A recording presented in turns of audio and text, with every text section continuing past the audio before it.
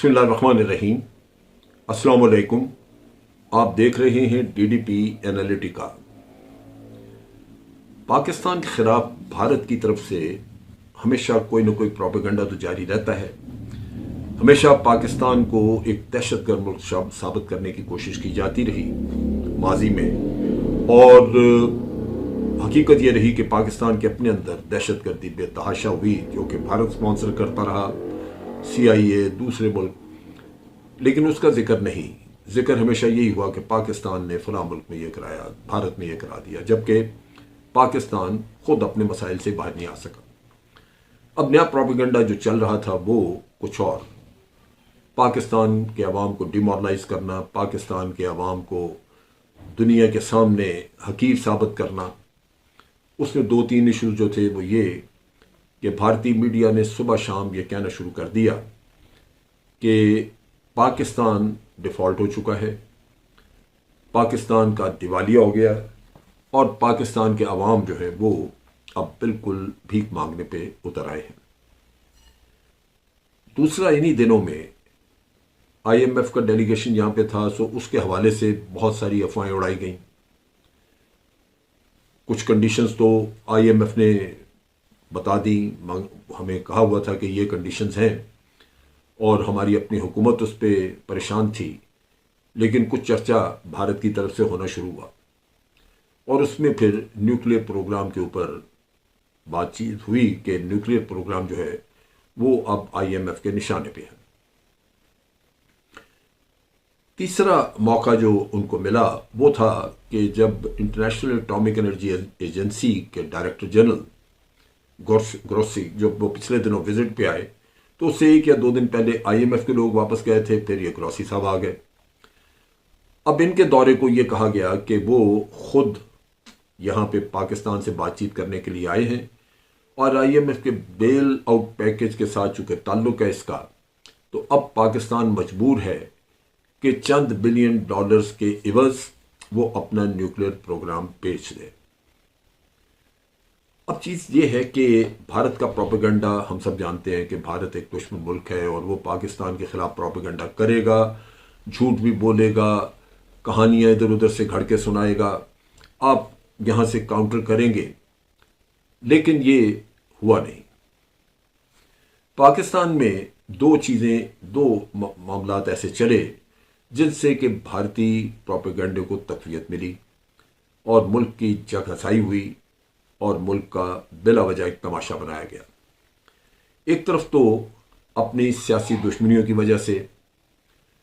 हुकूमत में लोग बैठे हैं, ऑपोजिशन में लोग हैं, कुछ वैसे सोशल मीडिया एक्टिविस्ट हैं, उन्होंने कहना शुरू कर दिया जब ये मिस्टर ग्रोसी यहाँ पाकिस्तान विजिट कर रहे थे कि पाकिस्तानियों आंखें खोलो, पाकिस्तान का न्यूक्लियर प्रोग्राम जा रहा है। फिर किसी ने कहा कि पाकिस्तान की तारीख में पहली दफा पाकिस्तान के इमरजेंसी न्यूक्लियर रेडिएशन कंट्रोल का जो कंट्रोल रूम है उसकी तस्वीरें बाहर आई, और किसी को वहां विजिट कराया गया, जबकि पहले ऐसा नहीं हुआ। फिर किसी ने ट्वीट कर दिया कि पाकिस्तान का जो न्यूक्लियर प्रोग्राम है वो अब सेल पे है। फला आदमी सच कहता था कि ये होने जा रहा है, अब देखें ये हो रहा है। ये वो चीज़ें हैं जो कि बड़ी डैमेजिंग हैं, और हम इतने गैर ज़िम्मेदाराना तरीके से ऐसे अहम मामलात पे बात करते हैं कि समझ नहीं आती कि हमारी सोच, ज़िम्मेदाराना सोच कहाँ घास चरने चली जाती है। लेकिन इससे भी बढ़ के ये तो आवाम का रद्द-ए-अमल या आवाम की तरफ से बातचीत चल रही है, आम आदमी सोशल मीडिया पे बात कर रहा है, शायद उसको इतनी वक़्त न दी जाती, लेकिन 2-3 ऐसे मामलात हुए, ऐसे वाक़यात हुए जिन्होंने हमें खुद हिला के रख दिया। उसमें सबसे पहले तो प्राइम मिनिस्टर एक जगह तकरीर कर रहे हैं, और भारत बार बार वो दिखा रहा है जहां वो ये कहते हैं कि जनाब हमारे एक हाथ में तुम्हारा न्यूक्लियर बॉम्ब्स हैं, न्यूक्लियर प्रोग्राम, और दूसरे हाथ में हमारे कासा है, भीख मांगने का कटोरा है। क्या मैसेज देता है ये? واضح میسج دے رہا ہے کہ نیوکلیر پروگرام جو آپ کا ہے وہ اگر ہم چھوڑیں تو کاسا بھر جائے گا، اس میں پیسے آ جائیں گے، ہم بھیک مانگ رہے ہیں۔ پھر ایک جگہ پہ تو ایک تقریر میں تو کہہ بھی دیا ہمارے پاس تو بھارت سے زیادہ نیوکلیر بامبز ہیں، 169 ہے، یہ پتہ نہیں کتنے ہیں۔ کبھی یہ باتیں ہم نے سنی نہیں تھی۔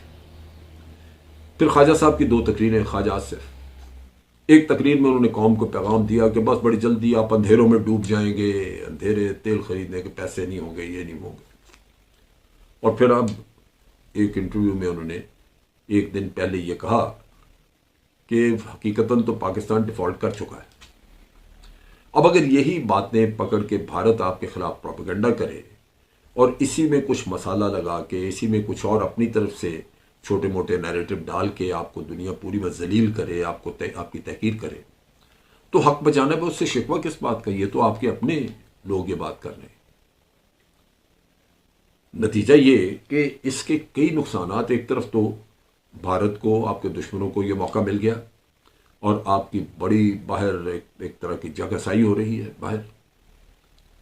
اور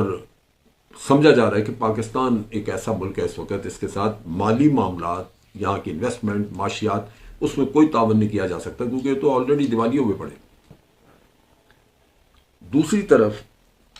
اس سے زبردست ڈیمورلائزیشن پیدا ہو رہی ہے، جو کہ آپ دیکھ رہے ہیں کہ ڈیمورلائزیشن عوام میں بھی اور اوورسیز پاکستانیوں میں بھی۔ اب یہ اگر اس کا تجزیہ ہم یوں کریں کہ شہباز شریف صاحب نے یہ سٹیٹمنٹ کیوں دی، خواجہ آصف صاحب نے اس طرح کے بیانات کیوں دیے، حکومت کے اور وزراء بھی کچھ نہ کچھ اس طرح کی باتیں کرتے رہتے ہیں، لیکن یہ تو بہت ہی اوپنلی یہ بات کر رہے ہیں، تو مجھے یوں سمجھ لگتی ہے کہ جیسے یہ قوم کو ذہنی طور پہ تیار کر رہے ہیں کہ ہم دیوالیہ ہو چکے، اب ہماری سروائیول ممکن نہیں، اب ہمیں کچھ نہ کچھ کرنا ہوگا، اور وزیر اعظم یہ انڈیکیشن دے رہے ہیں کہ کرنے کے لیے ہمارے پاس ایک ہاتھ میں نیوکلیر ویپنز ہیں، بامز ہیں، اور چونکہ ہمارے پاس بھارت سے بھی کہیں زیادہ ہے تو ان کو کم کیا جا سکتا ہے۔ کٹورے کا ذکر بھی انہوں نے، دوسری طرف کاسا انہوں نے ذکر کر دیا۔ اگر یہ مقصد ہے تو پھر تو یہ بڑا گھنونا ہے کہ ہمیں ذہنی طور پہ تیار کیا جا رہا ہے۔ میں ہمیشہ سے شک کرتا ہوں کہ امریکہ ہمارے نیوکلیر پروگرام سے ناراضی ہے، خوش نہیں ہے، اور اس کو تسلیم نہیں کرتا، کسی نہ کسی وقت پہ اس کو ختم کرنا چاہے گا۔ وہ اس لیے